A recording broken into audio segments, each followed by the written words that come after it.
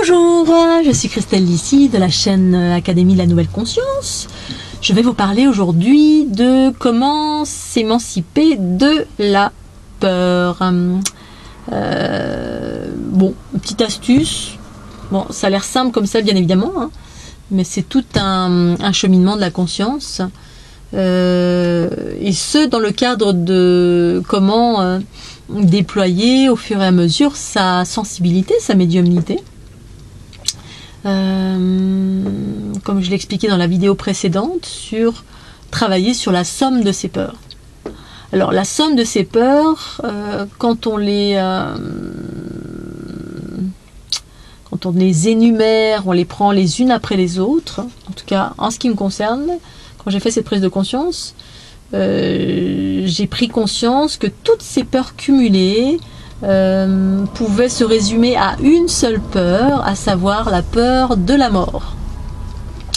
On a peur de sortir en voiture parce qu'on a peur de mourir à travers un accident. On a peur d'être piqué par... On n'aime pas les serpents, on a très peur des serpents.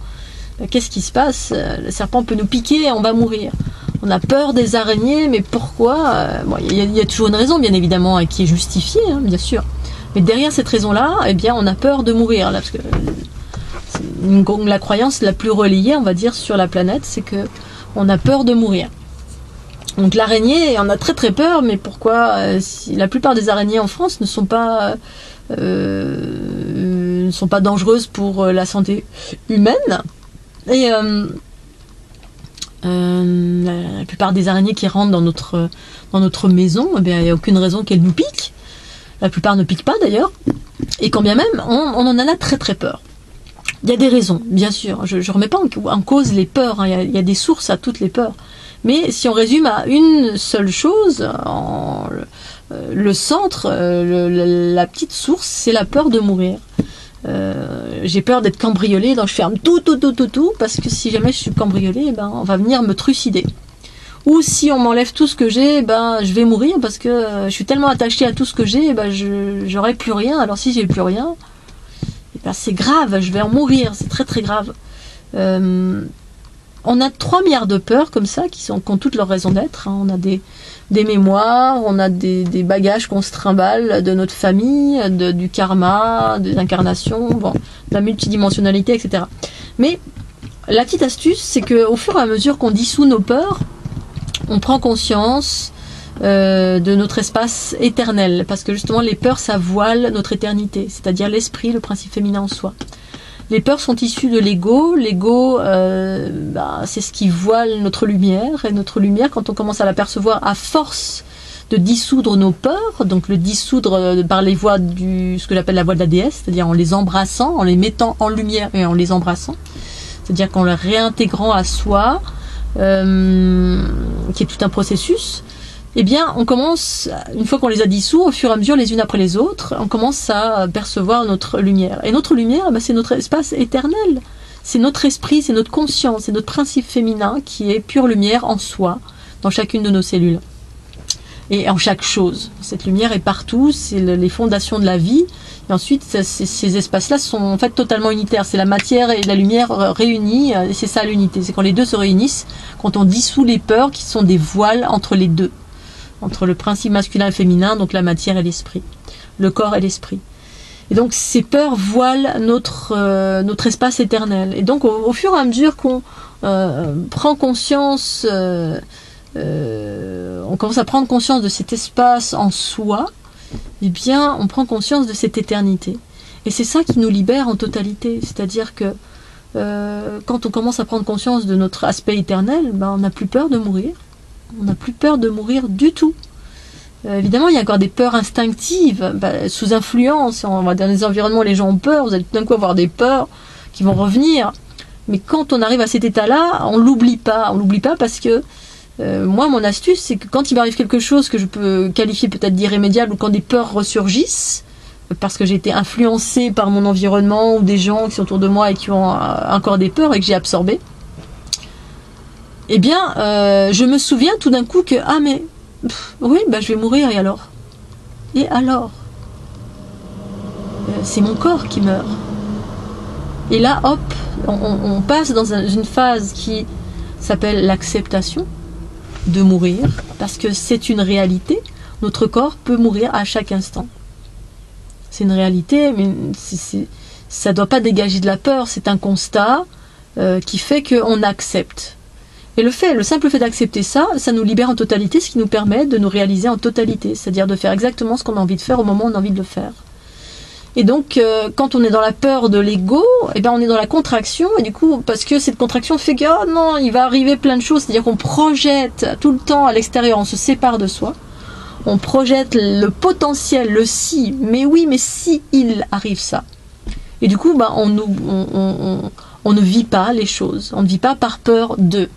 J'ai peur de conduire, j'ai peur d'être seule, j'ai peur de manquer d'argent, j'ai peur des araignées, donc je vais pas, j'ai peur des vaches, je vais pas dans la campagne, j'ai peur de l'altitude, donc je vais pas dans les montagnes, j'ai peur d'aller dans l'eau, j'ai peur.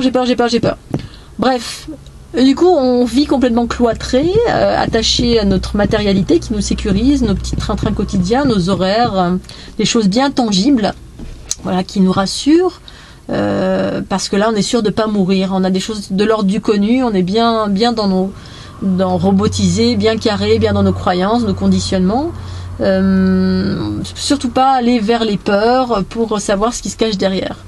Donc absorber cette peur, comprendre la raison et comprendre que derrière cette peur, eh bien notre part d'éternité est là et qui nous libère en totalité, parce qu'en fait la forme, toute forme, toute chose provient de la conscience. C'est pas l'inverse. C'est pas le corps qui contient une conscience, c'est la conscience qui se densifie et qui constitue une forme. Un arbre, un chien, un chat possède une conscience. Une conscience à un stade différent d'une autre, nous autres êtres humains. Ça ne veut pas dire inférieur ou supérieur, c'est juste différente. Les différences, les unes avec les autres, elles s'enrichissent de leur expérience. Et donc, intégrer le fait que vous avez une part d'éternité et que si vous mourrez, ouais, ok, vous continuez une autre vie, votre corps physique retourne à la matière, quelle que soit la façon, et que votre conscience perdure, mais alors vous allez vivre à 2000%. Vous allez continuer, vous allez vivre vraiment. Avant cela, on ne vit pas vraiment. On a peur de plein de choses. On a peur de manquer. On veut rentrer dans les cadres parce qu'on a peur de ne pas avoir la maison qu'on veut, la voiture qu'on veut. Mais ça ne nous apporte rien de particulier d'obtenir de la matière. Oui, à un certain stade, c'est intéressant. Mais c'est pas tout, ça fait pas tout. L'attachement aux choses, quand on est vraiment attaché et que cette chose vient à nous manquer, c'est-à-dire on se projette totalement dans une maison, une voiture ou des choses matérielles, qu'on est totalement à l'extérieur de soi, on s'identifie, forcément, quand on nous enlève ça, on est perdu, on n'a plus qu'une envie, c'est de mourir, parce qu'on a l'impression qu'on est destitué de notre vie. Mais notre vie, c'est pas ça. Notre vie, c'est vivre, c'est les expérimentations, le mouvement, le fait de faire ce qu'on a envie de faire, et d'être libéré en totalité de tous les attachements. Et bien l'attachement au corps physique, c'est également le dernier attachement duquel l'être humain doit s'émanciper. Dans le sens où quand on pense qu'il n'y a que le corps et que l'esprit n'existe pas, on est attaché à ce corps. Donc on fait très très attention de ne pas mourir, de ne pas souffrir, de ne pas... Ok, la souffrance, je suis d'accord, moi non plus j'ai pas envie de souffrir. Mais on s'empêche de vivre des expériences et de vivre ce qu'on a vraiment envie de vivre. Et ça nous ouvre vers notre conscience, ça élargit notre conscience parce qu'on s'enrichit des expériences. Donc voilà, pensez que... si vous arrivez à intégrer le fait que, quel que soit le moyen, normalement c'est un passage qui se fait naturellement, que d'arriver à cette conscience d'être un être éternel, eh bien ça vous émancipe de toutes les peurs, et s'émanciper des peurs, ça vous permet d'observer littéralement votre espace lumineux, éternel, qui réside en vous et qui est votre conscience. Voilà, c'était une petite aparté sur la peur, comment s'émanciper, une petite astuce pour s'émanciper de la peur. Ça reste bien évidemment des paroles, mais ça peut être quelque chose, c'est ce vers quoi tend l'humanité, en tout cas l'équilibre des polarités, c'est prendre conscience qu'on est un corps, mais qu'on est aussi un esprit, et c'est l'équilibrage des deux, la fusion des deux qui permet de se libérer en totalité des souffrances de cette planète. Voilà, je vous remercie de votre attention, je vous dis à très bientôt sur la chaîne Académie La Nouvelle Conscience. Et tchuss!